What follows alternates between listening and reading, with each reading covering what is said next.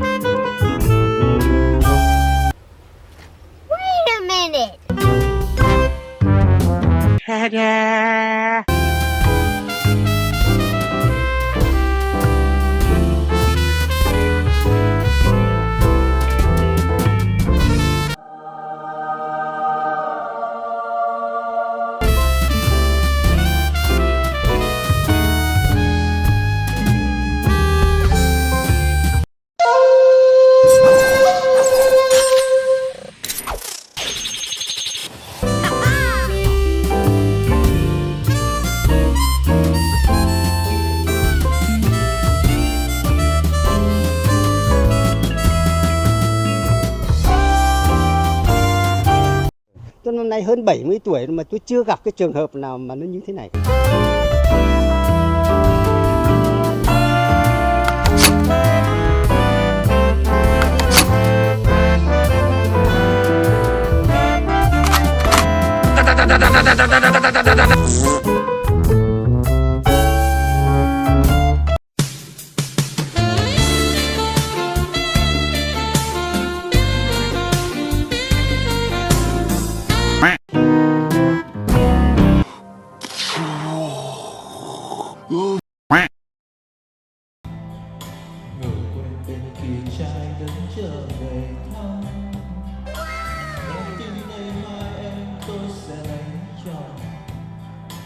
Sao trong tôi con tim chợt nghe nhói đau.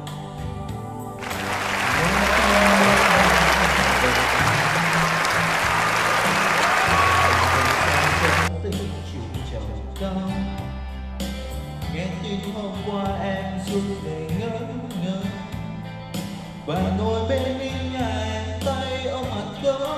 Này người yêu bé nhỏ tôi thật nhiều, em hỡi xin em được buồn cho riêng phận. Rồi mai đây hai ta đành cách xa, em đừng vì tôi em ơi hãy sống thôi.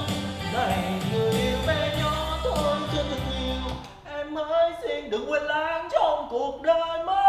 What the hell? Này người yêu em ơi xin em hãy chôn trong quá khứ, phải đành quên khi duyên ta chỉ thế thôi. Số kiếp em và tôi cách xa một trời.